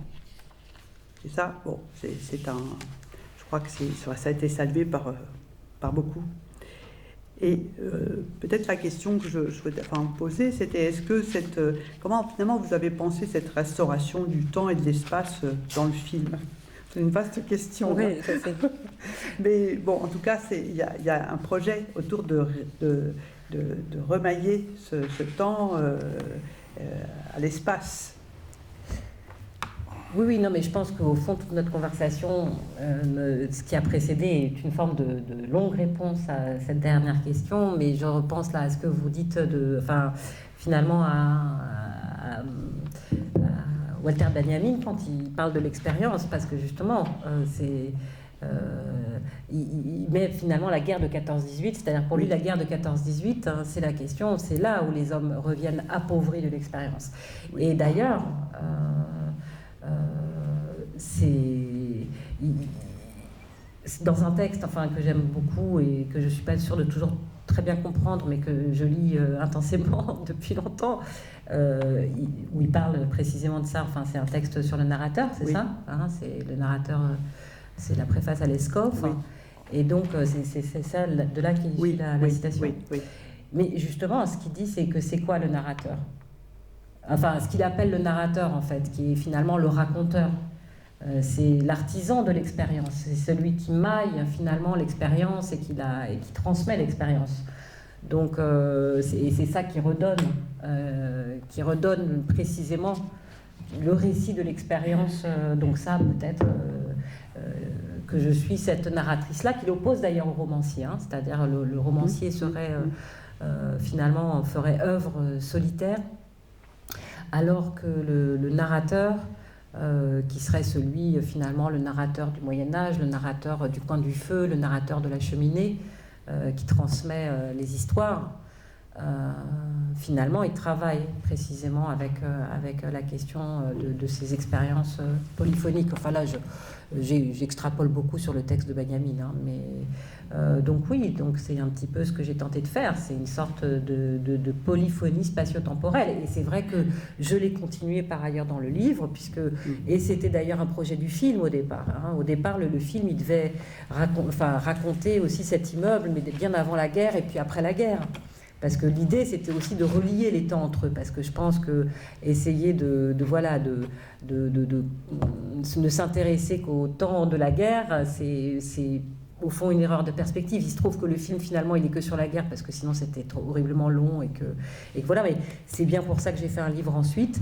C'est parce que pour moi, il était capital, finalement, de remettre en lien dans la ville, dans le lieu, dans le temps et dans l'espace, que ça soit, que les générations soient mises en lien. Parce que, au fond, ce qui se produit pendant la guerre, est impensable sans ce qui se passe avant et est impensable aussi sans ce qui se passe après, c'est-à-dire sans les traces de cette histoire dans les lieux. Donc c'était vraiment cette histoire encore une fois, de mise en lien temporel et de sorte de profondeur de champ de l'espace, évidemment. Profondeur de champ de l'espace. Oui, j'ai l'impression que je tourne toujours un petit peu autour de la même chose, excusez-moi, mais enfin, oui. Non, mais oui. Le temps et l'espace et la question de leur rapport à quelque chose qui m'intéresse pas mal. Ça me fait penser donc à Pérec, Bah, oui. qui, bon, en substance, il ne le disait pas comme ça, mais il y a une vérité spatiale, il n'y a pas de vérité du temps, il n'y a pas de vérité de la mémoire.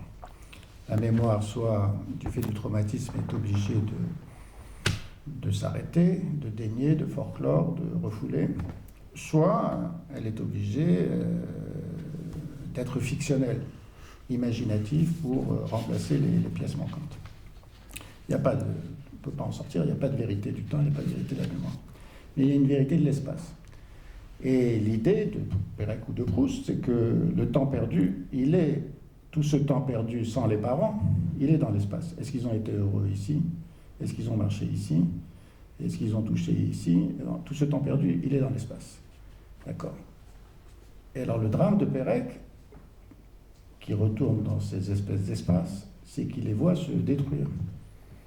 Et donc même l'espace est en train de se fondre et de disparaître, et ça le terrifie, parce que alors là, il n'y aura plus aucune trace. L'espace était la garantie d'avoir réussi à fixer le temps que ça dure. Donc il faut des objets commémoratifs, des musées, mais qui ne diront jamais ce que ça a été, alors que l'immeuble, s'il reste encore en place, il peut dire, parce qu'il réactive l'intime à chaque fois, ce que ça a été, oui. Ouais.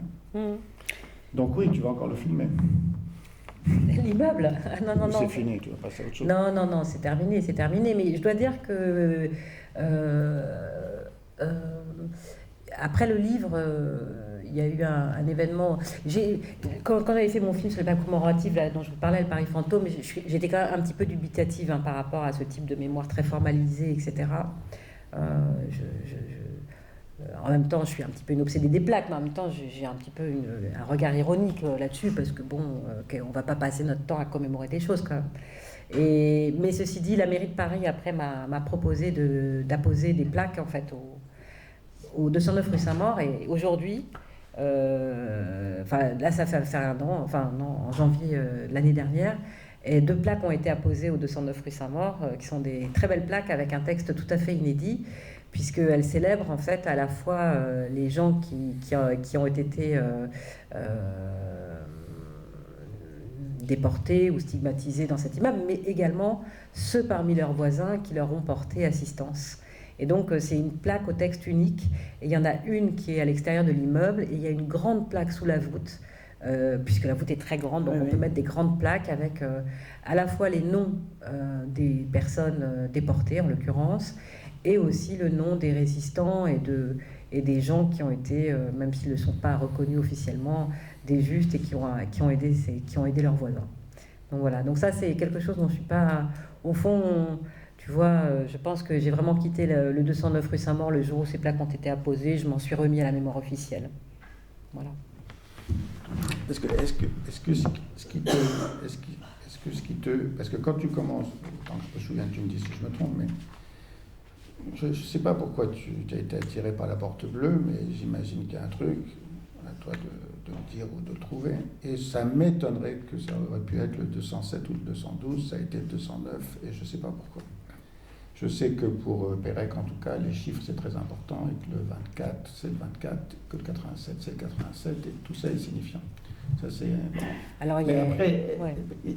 Après, c'est qu'il y a une habitante qui a tenté, évidemment, une sorte d'interprétation très sauvage. 209 rue Saint-Maur. Non, mais moi, je m'en étais même pas rendu compte. Hein. Ah oui. Ben ouais, quand même. Oui. Ça m'est fait. 209 rue Saint-Maur. Ouais, ok, ça vous paraît trop facile, mais quand même. Ouais.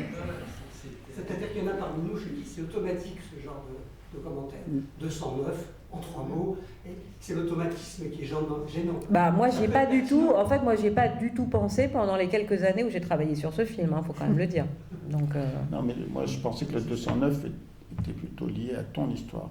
Si c'est toi qui t'arrêtes au 209, c'est par rapport à... Mais je ne sais pas. Je sais que Pérec s'arrête au 11, au 24, au 87. Ah non, mais t'as vu, Pérec, il est complètement dingue avec les chiffres. Oui, moi, je sais pas. Non, mais moi, je sais pas. Je connais pas une méthode de multiplication. Non, ça aurait pu être le 95 rue de Ménilmontant. Non, franchement, en fait, je connaissais pas bien la rue Saint-Maur. 209, ça doit être un nombre premier. Sûrement. Mais je sais même pas ce que c'est un nombre premier. Revenons à la question des plaques et des commémorations. Les plaques et les commémorations, ça sert à se souvenir et à oublier. Bien sûr. Et c'est le problème. Et Ah non, c'est pas un problème. C'est très bien d'oublier. c'est le problème. Dans l'analyse, essayer d'aider les gosses à se désenclaver du trauma, à retrouver la continuité avec ce qui a eu lieu, à arrêter d'être hantés par les morts, à les retrouver vivants, c'est aussi pour qu'ils les oublient, qu'ils arrêtent d'y penser et qu'ils commencent à vivre. Donc, commémorer, fixer, c'est aussi tuer. Est-ce que c'est ça qui te gênait avec la plaque ou... Moi, Non, c'est parce que ouais, j'aime bien les trucs pas officiels, quoi. J'aime bien quand on se balade et qu'on réfléchit et qu'on pense. J'aime pas qu'on vous dise vas-y, souviens-toi. Mais sauf qu'il y a parfois des plaques que j'adore qui dit passant, souviens-toi. Et d'ailleurs, en fait, il y a une adresse, mais ça c'est pas moi qui l'ai écrite. C'est vraiment les copropriétaires et les locataires de l'immeuble qui ont vraiment collaboré à l'élaboration du texte et qui ont dit passant, voisin, voilà, souviens-toi d'eux. Donc il y a une petite injonction quand même. Et finalement, ça m'a bien touché. D'accord. Donc, Donc voilà. pas de devoir de mémoire. Ah bah non, ouais. D'accord. Surtout pas. Surtout pas. D'accord. Surtout pas. Enfin bon, hein. Voilà, on fait son... Je fais ma maline. Non. Travail de mémoire, pas devoir de mémoire. Encore une ou on passe la parole à la salle, Hélène? On passe la parole à la salle et ensuite on revient à Hélène pour une histoire de ne pas vous exclure. J'ai vu un doigt se lever mais qui tourne. Monsieur Urvi, vous voulez un micro? Venez jusqu'à moi, Daniel. Venez, Daniel. Non, on va enregistrer. Viens ici, viens. Daniel Urbi, un spécialiste de Kafka, entre autres. Avant de poser ma question, une information, il se trouve, si j'en crois les programmes publiés, que demain soir sur Arte, on projette un de vos films. Absolument, mon dernier film. Le procès de Prague, Voilà. le procès Slansky. Donc, Voilà, ça encore tombe bien. une petite comédie musicale tout à fait légère que je vous conseille, franchement. C'est pas le sujet du soir, mais je pense que... C'est pas le sujet du soir, mais il y a les si 22h50, si vous êtes un kafkologue, un kafkaïen, averti, vous verrez que il faut voir ce film parce qu'il y a une petite, il y a beaucoup de. En Kafkaïen averti sur la vérité, il y a une citation que j'aime bien, il dit « Il n'y a qu'une vérité ». Ça commence mal. Il n'y a qu'une vérité, mais elle est difficile à dire parce qu'elle est vivante et présente un visage changeant. On dit il n'y en a pas.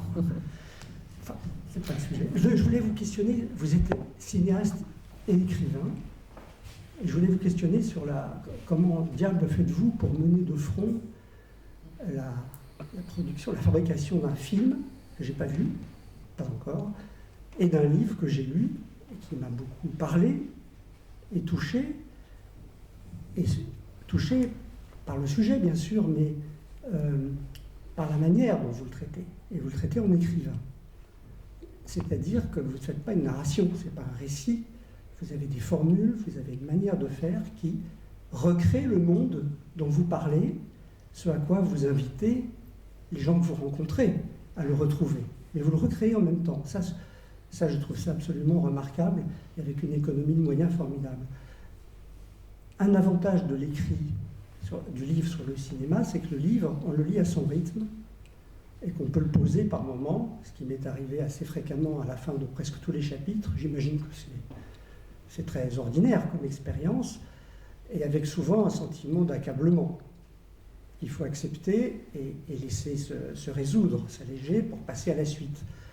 Et c'est pas parce que vous jouez sur des horreurs qui nous saisiraient comme ça. C'est fait avec beaucoup de pudeur, de délicatesse et de précision. Et vous ne jouez pas sur le... Il n'y a pas d'adjectif, il n'y a pas de qualificatif qui nous horrifie. C'est pas par là que ça passe. Il n'y a pas de procédé de ce genre. Donc votre livre est profondément... je suis admiratif vraiment du travail que vous avez fait. Ma question, mais vous y avez déjà répondu, c'est comment faites-vous pour mener ça de front? En fait, le livre, vous l'avez écrit après. Oui. Mais comme vous évoquez le film dans le livre, ça donne l'impression qu'en fait, vous avez fait tout ça en même temps. Non, j'ai fait le livre parce que j'étais un peu frustrée par le film. Enfin non, mais il me paraît très bien tel qu'il est. Mais par ailleurs, j'écris, donc de toute façon... Enfin, au début, je voulais pas le faire, ce livre. Ouais, excusez-moi. Le livre, et puis finalement, j'ai été très contente de le faire parce que bon, c'est quand même des thèmes que je travaille... par exemple, que je travaillais un petit peu dans le texte que j'avais écrit, là, que j'avais publié chez Christian Bourgois, là, La direction de l'absent. Voilà. Et donc, mais c'est vrai que c'est pas mal de travail.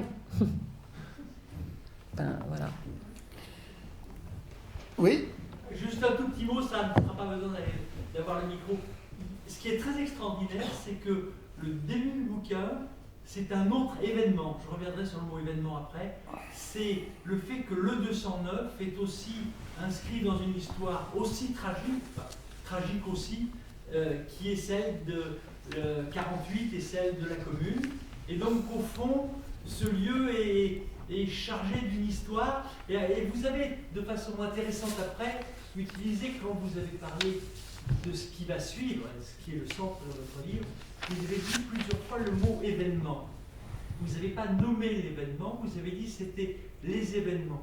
Et beaucoup de gens de ma génération, lorsqu'on parlait de l'Algérie, c'était les événements. Et donc je trouve très beau que vous ayez utilisé ce mot événement, parce qu'au fond, il n'y a pas de mot pour dire. Oui, c'est vrai. Ça me fait penser en Israël, par exemple, pour parler du conflit israélo-palestinien, souvent on dit la situation. Mais j'aime bien, en fait, les périphrases. Par exemple, pour parler de la guerre, je parle de la guerre. Je parle très rarement de la Shoah ou je dis l'occupation, ou je vais carrément à la destruction des Juifs d'Europe, mais c'est pas la guerre. Mais souvent, j'aime bien les choses un peu vagues. Enfin, pas toujours, mais un petit peu les dénominations un peu larges, on va dire.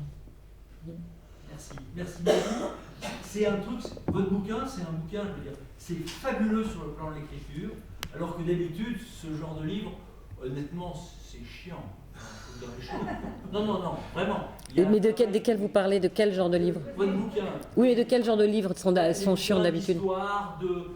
C'est pas de la littérature, c'est du dur. Enfin bon. Et moi, j'ai été très ému par la façon dont les choses sortent, se raccrochent, dont les hasards font se faire les relations. Je trouve que c'est un superbe bouquin de littérature. Merci beaucoup. Pour faire un lien avec ce monsieur, en vous écoutant parler, j'ai pensé à Modiano, à Patrick Modiano, cette espèce de quête en permanence, ce passéiste qui va dans les rues, des petites boutiques obscures, place de l'Étoile, qui va fouiller avec les bouquins, chercher le lieu, cette quête de la mémoire, sans savoir exactement. Il ne sait pas ce qu'il cherche en réalité, mais il sait qu'il y a des choses qui se sont passées par là. Je voulais vous dire, il y a chez vous cette quête en permanence du petit détail, du savoir, de faire connaître, de proposer, de dire. Et à propos de hasard, souvent moi j'ai envie de dire avec vous, je crois qu'il n'y a pas beaucoup de hasard, il n'y a que des rencontres. Voilà, je vais vous signaler ça. Oui. Je n'ai pas vu ni votre film, ni votre bouquin, mais je veux lire. Merci. Je veux dire, ce côté Modianais, c'est... Non, mais je dois dire, enfin bon... Cher à Maurice, que j'espère qu'un jour on l'aura ici, peut-être. Voilà. Oh, alors là, faut s'accrocher. Ça va être dur, oui. Mais en fait, de fait, j'ai quand même été un peu éduquée par Modiano, parce que je l'ai connu assez jeune. Il habitait à côté de mon lycée, en fait, et... Voilà. Et... Oui, là, Donc Et dis- j'ai quand même pas mal marché avec lui. Hein. Donc c'est vrai que j'ai été à bonne école. Oui, c'est lui qui disait qu'il faisait des radiographies de la ville. C'est lui qui voulait respirer l'odeur du temps. Bien sûr, bien sûr. Et puis, pour ce qui est de la mer, pour ne pas l'oublier, il cherchait l'Atlantide, comme Pérec, hein, c'est-à-dire une ville engloutie. Kim de Montebello. Je voudrais vous poser une question. Là, il y a beaucoup de psychiatres, psychologues. Ben, je suis ostéopathe. Je fais la recherche ici pour la relation psychique et physique. Et dans votre film, j'aurais voulu savoir si vous avez remarqué que tous les témoignages des gens qui ont vécu ce traumatisme, ils changeaient la voix pour parler de leur enfance. Donc je parle de la posture en tant qu'ostéopathe. C'est ce qui m'a vraiment choqué à la fin du film. J'ai vu que tous les gens qui rentraient dans la cour d'immeuble, dès que je voyais qu'ils parlaient de leur expérience, ils avaient la posture de quelqu'un qui ont vraiment souffert, qui ont peur. C'est enregistré dans le corps. C'est-à-dire que les épaules rentraient en avant, le cartilage thyroïdien plaqué, donc ils parlaient avec la peur, avec le regard d'un enfant qui lève les yeux pour voir le monde des adultes à la position d'un enfant. Donc je croyais que c'était leur position naturelle. Je veux dire, après le traumatisme qu'ils ont vécu, c'est normal de garder ça même 50 ans plus tard, 60 ans plus tard, c'était normal. À la fin, quand vous avez filmé tous les gens qui sont rentrés dans la cour, j'ai dit, mais c'est pas normal, c'est pas vrai, ils n'ont pas gardé ça dans la vie normale. Seulement quand ils témoignaient de leur traumatisme, ils ont pris cette attitude et la voix était différente. Bah, Quand ils parlaient entre eux, c'était une voix normalement posée. Mais quand ils parlaient de leur expérience, je ne sais pas si vous avez remarqué, la tête était en avant.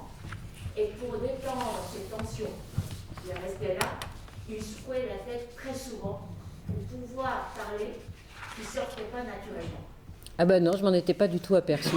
Je vais revoir le film en regardant ça. Oui, oui. Quand vous parliez en dehors de tournage, si vous avez remarqué la voix quand il parlait des choses, de la vie quotidienne, et quand il parlait de leur expérience, si vous avez remarqué la voix qui changeait ou pas. Voilà, c'était ma question. Eh ben non. Mais grâce à vous, je vais prêter attention à ça. Non, non, c'est intéressant comme remarque, ouais. Ouais. Merci. Bien, bien, bien. Hélène, une petite question pour finir, ou ça va ou... Une petite question Allez, par rapport au regard. Allez, le regard. Est-ce que vous vous souvenez du visage de votre mère? C'est dans ton film.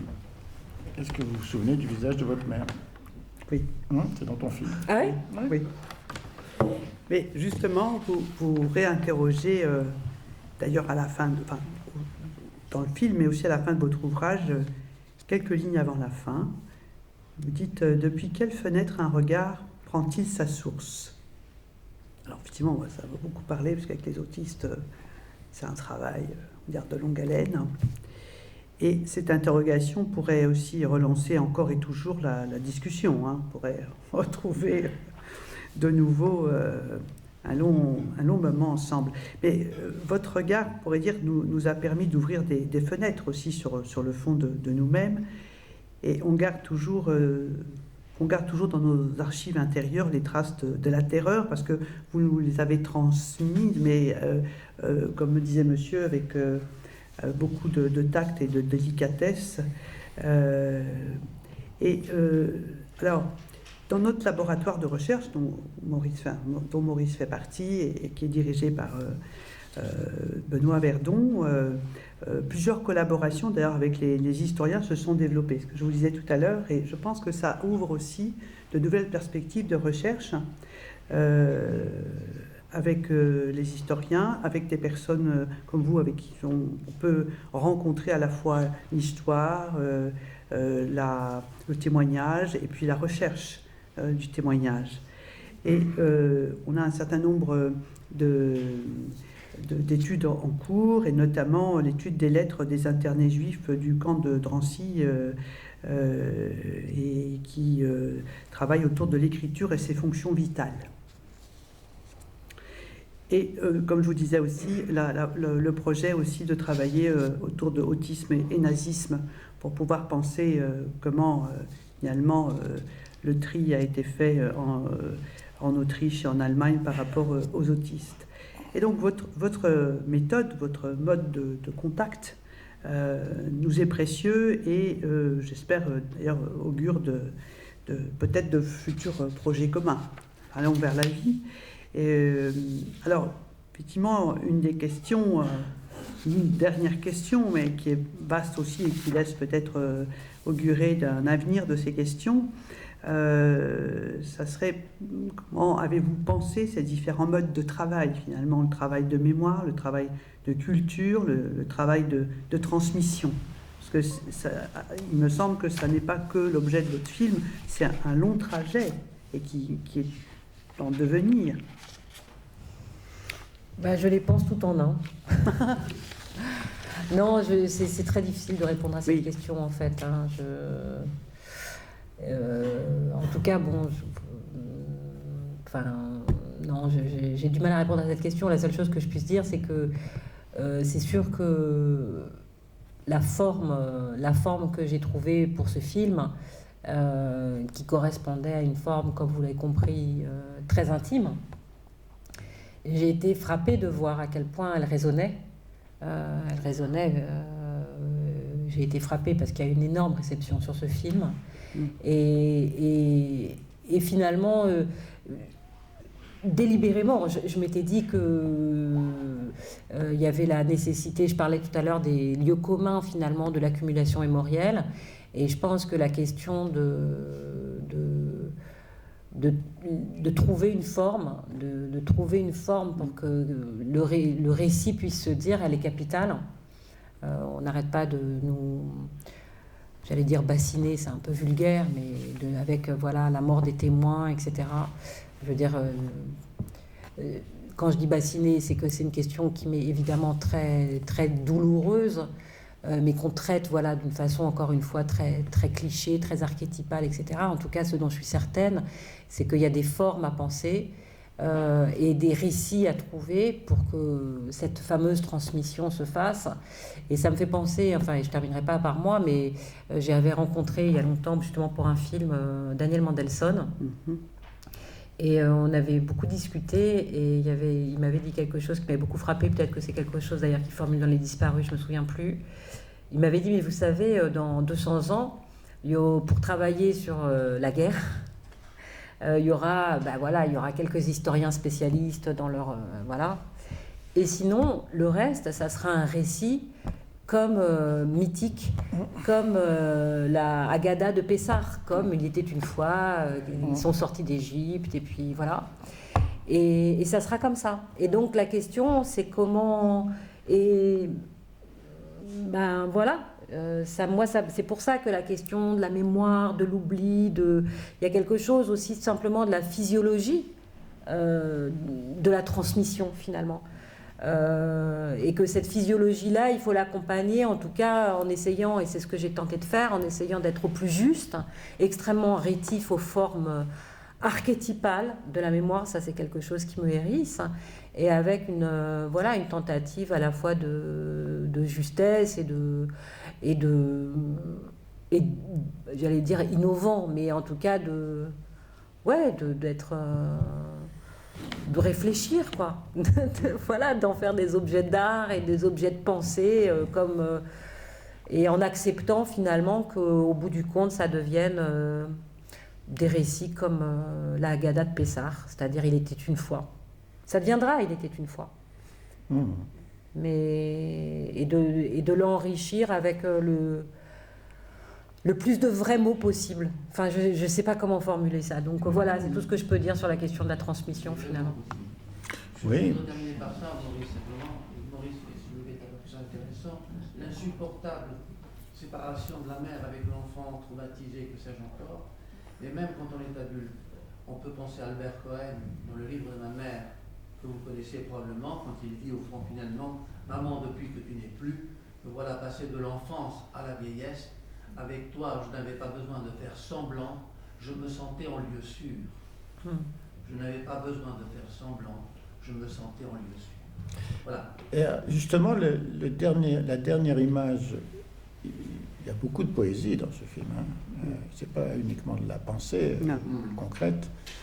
Il y a un travail d'archiviste, d'historien, mais il y a une esthétique, il y a de la poésie. Bon, la dernière image du film, c'est une des survivantes qui est à sa fenêtre. Bon, sans vouloir trop pousser l'interprétation, je le répète, la projection dans la maison, c'est le corps de la mère. D'ailleurs, tous les enfants le savent, lorsqu'ils dessinent des maisons, ils savent très bien que c'est le corps de la mère. Et en particulier, les fenêtres sont les yeux de la mère. L'idée que tu lui redonnes une possibilité de retourner dans cette résidence et de voir de l'intérieur l'extérieur avec peut-être une posture un peu plus rassurée et absolument phénoménale. Elle est retournée à l'intérieur et elle peut voir de l'extérieur. Enfin, elle peut voir l'extérieur à partir de l'intérieur. Ça, c'est... Bon. Elle a une inscription dans le lieu, quoi. Elle appartient à ce lieu. Madame Anne-Marie Smith, spécialiste de Virginia Woolf, entre autres. Merci beaucoup. J'allais vous poser la même question que Daniel, en quelque sorte. Vous demander comment vous composez tout ça, cette recherche matérielle des traces et cette construction de la mémoire à partir non seulement d'un espace, mais d'une construction de pierre, qui est un palimpseste, un immeuble. Vous avez parlé, votre discutante avait parlé de visage figé dans les pierres. Et j'allais vous demander, si vous voyez comme documentariste, comment vous écrivez tout ça, comment vous composez ces deux temps, le temps d'avant, le temps oblitéré par le rien, et puis le temps présent, le temps des entretiens. Et puis en vous écoutant tout à l'heure, juste maintenant, ça m'a rappelé un entretien que Chantal Akerman donne à France Culture, où elle parle on lui pose ces questions et elle dit on ne sait jamais ce qu'on va écrire dans un film. Et elle parle d'une recherche de visage, des images qui défilent, des moments de reconnaissance, mais que c'est un défilé de fantômes. Et en vous écoutant, ça m'a rappelé aussi le fait que vous vous inscrivez comme elle et comme Walter Benjamin dans ces traditions que Benjamin définit comme la lecture de ce qui n'a jamais été écrit. Donc voilà, j'ai deux questions, une question de curieuse. Comment composez-vous vraiment, comment composez-vous ce film qui est à la fois une construction, quelque chose qui vous choisit et que vous êtes obligé quand même de faire du choix. Dans le montage, vous voulez dire, ou dans le... On en a pour 1 heure, là. Non, je sais pas trop comment vous répondre.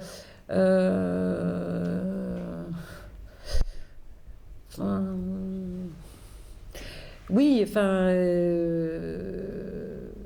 comment je compose, je sais pas trop comment vous répondre. C'est-à-dire que je peux pas faire autrement, en fait. Mais c'est la vérité. C'est comme un travail d'écriture.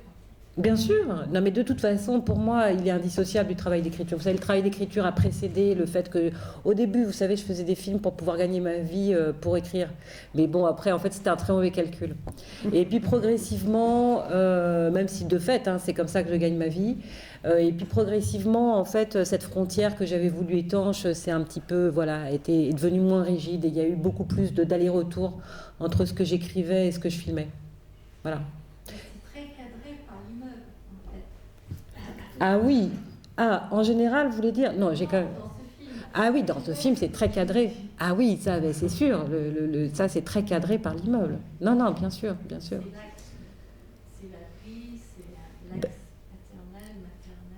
Ah oui, oui, oui, oui, c'est le personnage principal, l'immeuble. C'est très beau. Elle a beaucoup écrit sur des immeubles? Non, mais il y a la promenade au phare, il y a le phare. Oui, bien sûr, c'est vrai. Paternelle, Ouais. et aussi le temps d'avant, le traumatisme de la guerre, Bien et sûr. le temps d'après. Bien sûr, Et- bien sûr, Et tout le livre est construit bien sûr, à partir de ces coupures. bien sûr, bien sûr. Pardon d'avoir été si peu loquace, de répondre si mal à votre question. C'est peut-être que c'est lié à un mouvement corporel. Bien, nous allons rester là et remercier chaleureusement Rudy Berman. Merci beaucoup.